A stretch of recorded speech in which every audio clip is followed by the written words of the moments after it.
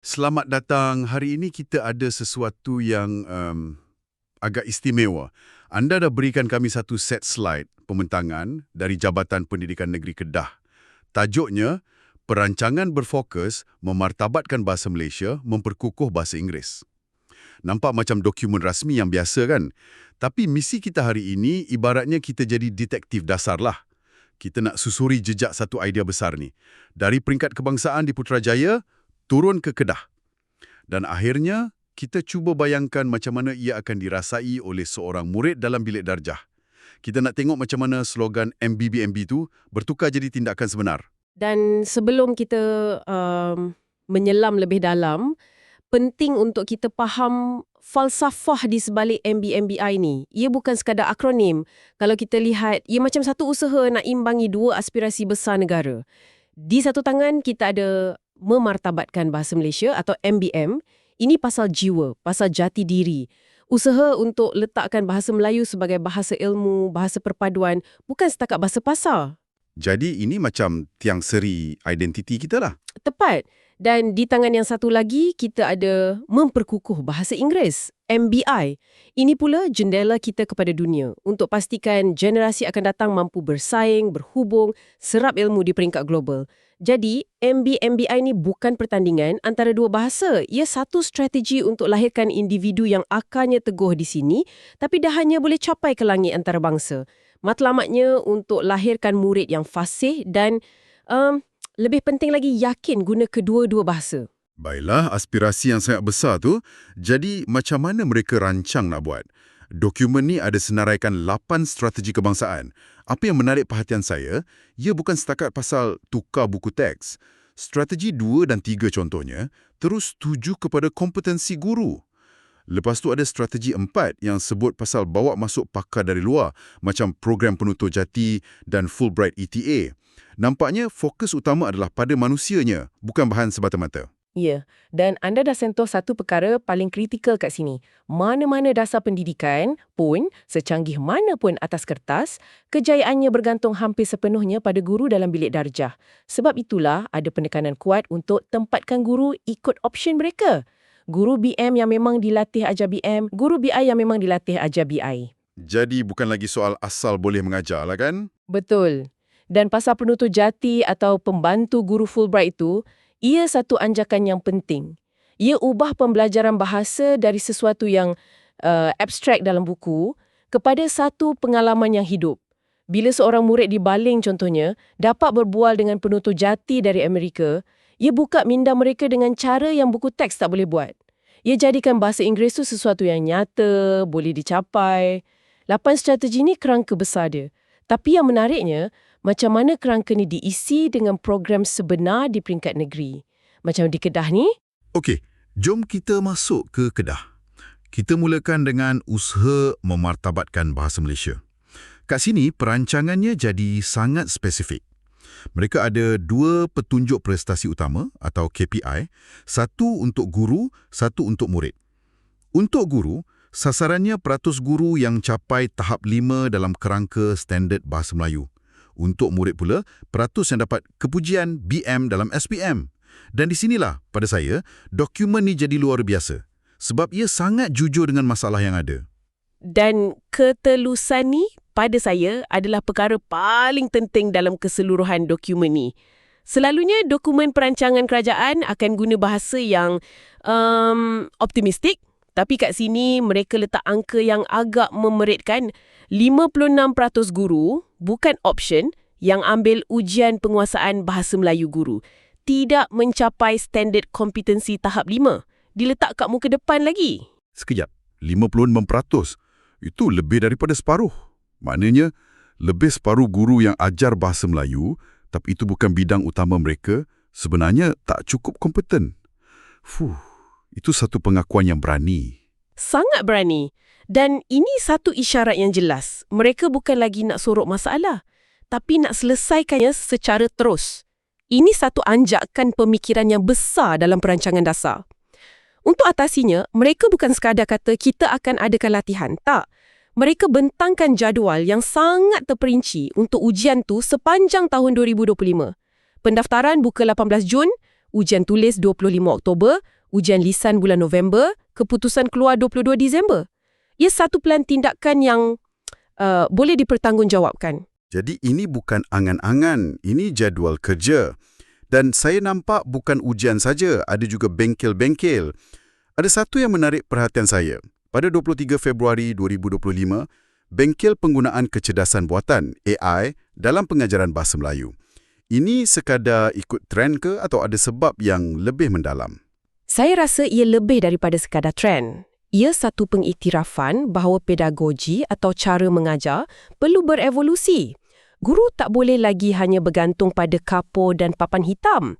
Guna AI, contohnya, boleh bantu guru cipta bahan mengajar yang lebih menarik atau bagi maklum balas yang lebih peribadi kepada murid. Ia tentang beri guru alat yang relevan untuk zaman ni. Jadi jelas, usaha untuk guru ni sangat futuristik sampai guna AI. Tapi semua latihan untuk guru ni akhirnya ada satu matlamat besar kan, iaitu nak pastikan hasilnya nampak pada pelajar. Jadi macam mana pula dengan prestasi pelajar SPM? Matlamat besarnya, seperti dalam Plan Pembangunan Pendidikan Malaysia, nak capai 90% kepujian BM dalam SPM menjelang 2025. Dan dokumen ni mengaku Kedah masih bawah 85%. Untuk rapatkan jurang ni, mereka perkenalkan inisiatif #108. Ia beri fokus yang sangat tajam kepada 22 buah sekolah yang dikenal pasti paling kritikal, iaitu yang belum capai 85% kepujian tu. Sekejap, 22 sekolah? Ini menarik. Adakah dokumen diterangkan kenapa justru 22 sekolah ni yang terkebelakang? Adakah ia masalah di bandar atau luar bandar? Ini boleh bagi kita gambaran tentang punca sebenar masalah. Dokumen ni tak perincikan profil setiap sekolah tu, tapi pendekatan yang disasarkan ni sangat penting. Daripada sebarkan sumber secara nipis ke seluruh negeri, mereka tumpukan usaha di tempat yang paling perlu. Di bawah inisiatif ni, ada program intervensi macam Rembat yang merangkumi pendekatan seperti kupasan mutu jawapan atau kemuja. Ini bukan latihan biasa, tapi analisis mendalam tentang macam mana murid jawab soalan, di mana kelemahan mereka. Ada juga program Sayangi Sekolahku, SASE, yang lebih kepada motivasi. Saya juga terjumpa satu sasaran dalam dokumen ni yang buat saya terfikir. Sifar Peralihan tahun 2027. Ini cita-cita yang sangat besar. Maknanya, mereka yakin boleh selesaikan masalah asas 3M di sekolah rendah dalam beberapa tahun saja. Sampai kelas peralihan tak perlu wujud lagi. Ini pertaruhan yang tinggi. Macam mana sebenarnya mereka cadang nak buat? Ini satu visi jangka panjang yang sangat strategik. Kelas peralihan secara dasarnya wujud untuk baiki masalah penguasaan bahasa yang patutnya dah selesai di sekolah rendah. Sifar peralihan ni satu aku janji untuk tangani masalah di puncanya. Ia paksa seluruh sistem dari prasekolah sampai tahun 6 untuk pastikan setiap murid kuasai asas membaca, menulis, mengira.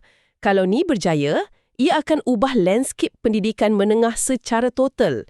Murid tak perlu lagi buang setahun di kelas peralihan, mereka boleh terus masuk tingkatan 1 dan guna 5 tahun sepenuhnya untuk belajar subjek teras.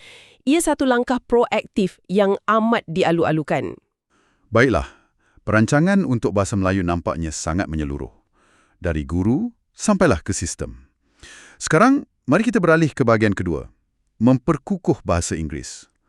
Tengok pada dokumen ni, pendekatannya nampak sangat berbeza. Sangat teknikal. Dan banyak rujuk pada satu piawaian antarabangsa. Betul, dan ini satu ancaman besar dalam cara kita tengok penguasaan bahasa Inggeris. Hala 7 sekarang sangat dipengaruhi oleh CEFR atau Common European Framework of Reference for Languages. Senang kata, CEFR ni macam pembaris standard antarabangsa untuk ukur kebolehan bahasa seseorang. Dengan guna CEFR, kita bukan lagi sekadar banding apple dengan apple dalam negara kita. Kita sedang bandingkan tahap penguasaan murid kita dengan standard yang diguna di Eropah dan seluruh dunia.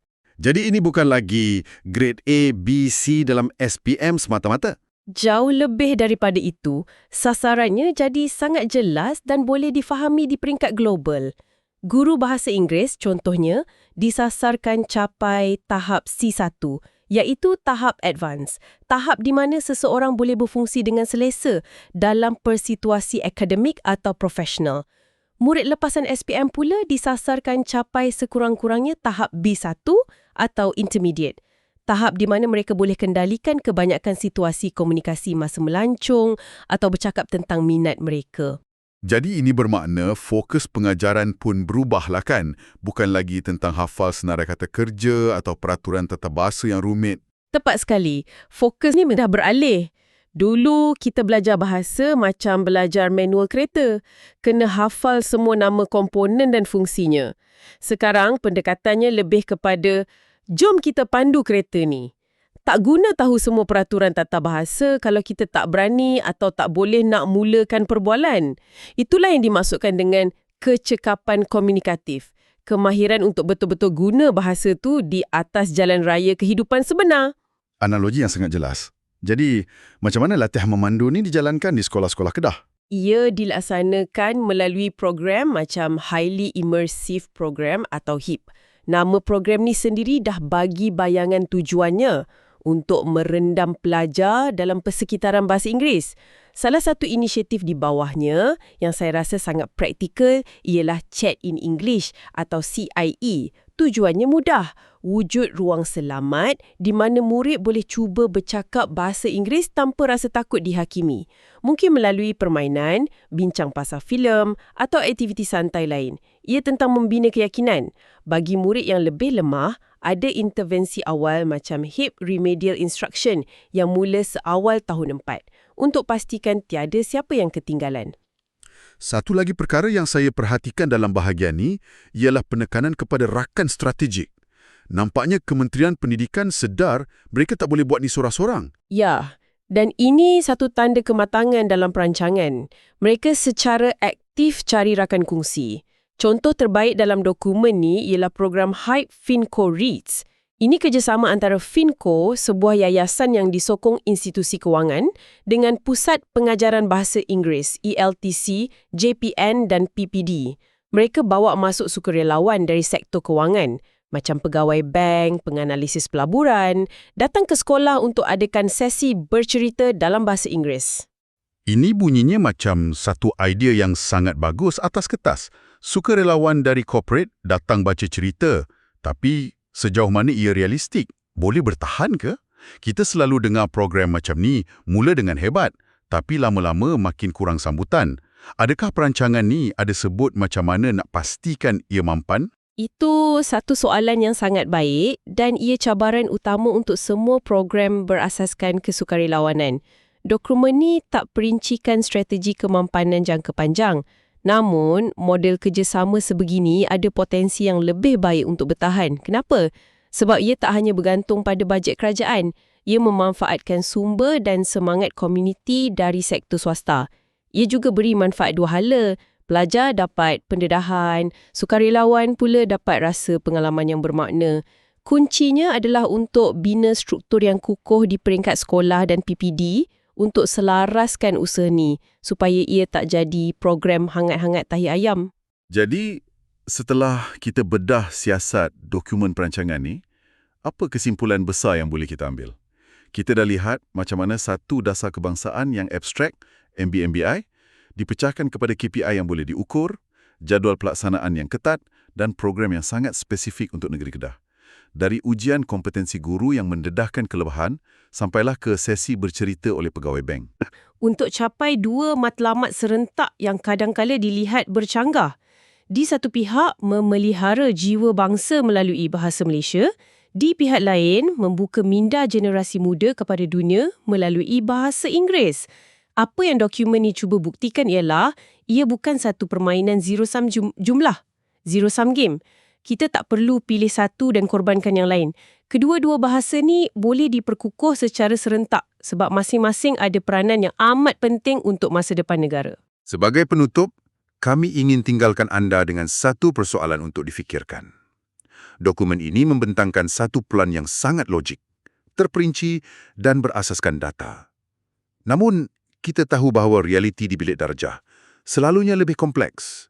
Jadi, persoalannya, selain daripada isu-isu yang telah dikenal pasti seperti kompetensi guru atau sumber yang terhad, apakah agaknya halangan terbesar yang tidak kelihatan? Mungkin berkaitan dengan sikap pelajar itu sendiri, jangkaan ibu bapa, atau budaya sekolah, yang mungkin akan menentukan sama ada rancangan hebat di atas kertas ini benar-benar menjadi kenyataan untuk seorang murid di Kedah.